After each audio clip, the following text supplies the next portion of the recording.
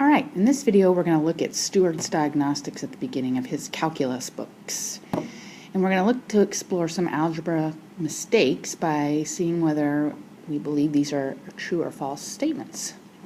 Alright, the first one, p plus q quantity squared equals p squared plus q squared, is often practiced by calculus students. And this one is false. And let's see why. Oops. We remember that p plus q really is, p plus q squared is really p plus q times p plus q, which if we multiply these terms, remember when you multiply two polynomials, you multiply each term from the first to each term in the second. So now we do the p again, so pq again, and q squared. So we see we have these two extra terms in the left-hand side of the equation that do not appear in the right-hand side. So this is not a true statement. Alright, let's go to the next one. Is the square root of ab equal to the square root of a times the square root of b? This is a great one. So one thing I suggest is to rewrite your radicals as fractional exponents. So the square root of a times b is really a times b to the 1/2. Now if you remember your exponent rules, this means we distribute if you have a product inside raised to an exponent, that power gets distributed to each factor inside. So that's a to the 1/2, a to the 1/2 times b to the 1/2.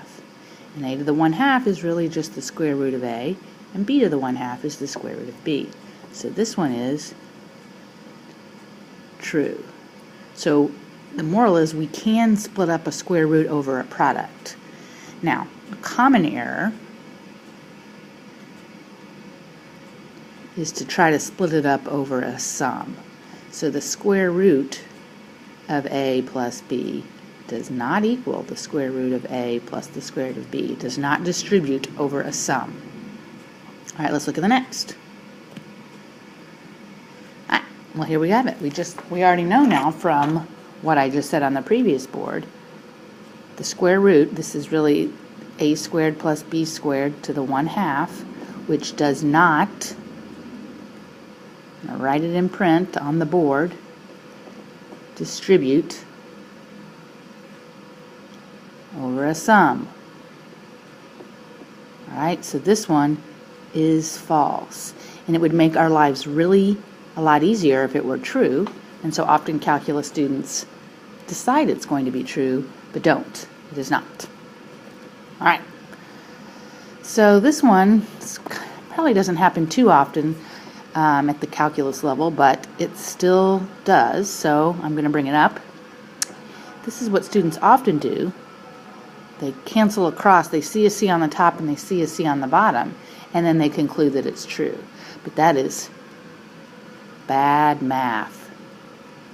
Alright? You cannot cancel across a sum. You can if you had 1 times TC divided by C, you can cancel because you're canceling across a factor. That's good math. But you cannot cancel across a sum. So this is false. Alright?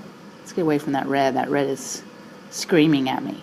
Now, if you have something like this, C plus TC divided by C, you can cancel across this sum because you're canceling to every term. And remember, a term is something, our terms are separated by pluses and minuses, not by products.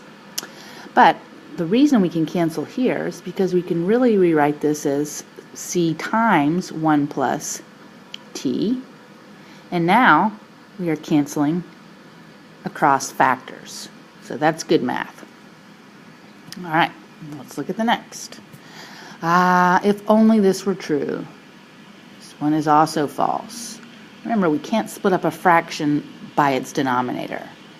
Right? So if we look at just the right-hand side, the way you get one fraction here is to get a common denominator, which would be x times y. which makes this y minus x, which is not equal to 1 over x minus y. So this one is false. All right, for the last one, this one's kind of goofy, but it might work out for us. I see that there's an x all over the place, and actually there's a factor of 1 over x all over the place. So let's rewrite this. I'm going to factor out a 1 over x on the top, which leaves behind a 1. I'm going to factor a 1 over x on the bottom, which leaves behind an a minus b. Now, this thing does become 1 over a minus b in very specific circumstances, and that is when x does not equal 0, which we already know it can't be equal to 0, else this statement doesn't hold. This statement only holds for values where x is not equal to 0. So this problem, we conclude, is true. Woohoo!